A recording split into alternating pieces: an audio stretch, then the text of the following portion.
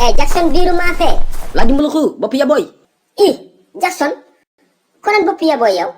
yow pourquoi est-ce que tu m'appelles biiru maa fee.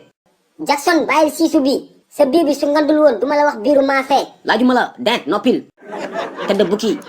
konan te dëbb ki man Jackson nag léegi ñeme nga ma de. waa alaaji xaal yow tam mu xam lan moo xew.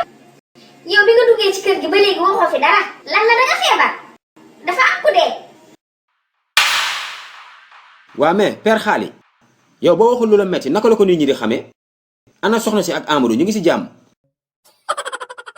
waa père bàyyil sa gañ yi nag nga wax lan la ngay tawi sa kanam gi nii mel ni kuy ñaawle. Malick dafa nànk rek yow kii sa papa la. papa ba si lan du wax nit ñi lan moo xew. waaw moo sa papa téléphone mu ñëw gaaw xëy na bu ñëwee xaalis dina wax ak moom boog.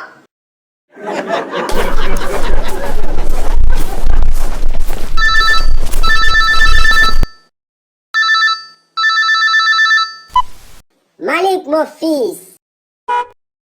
kan xaali mu ngi kër ga lu ko dal mbaa jàmm la. waaw maa ngi ñëw léegi.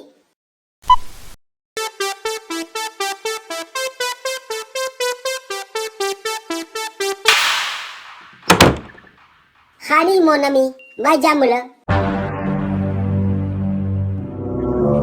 xaali doo ma tontu. moom de mu ñëwee ba léegi nangul wax ak kenn ne jaay sooy xam moom sax du la faale. xaali ana sa waa kër ñëpp a ngi ci jàmm.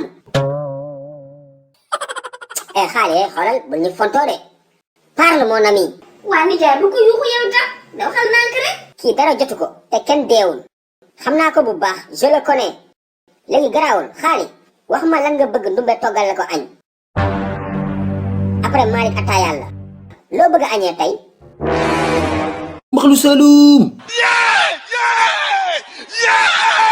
xaali nag yow mag mu réew nga ku yemaate nga.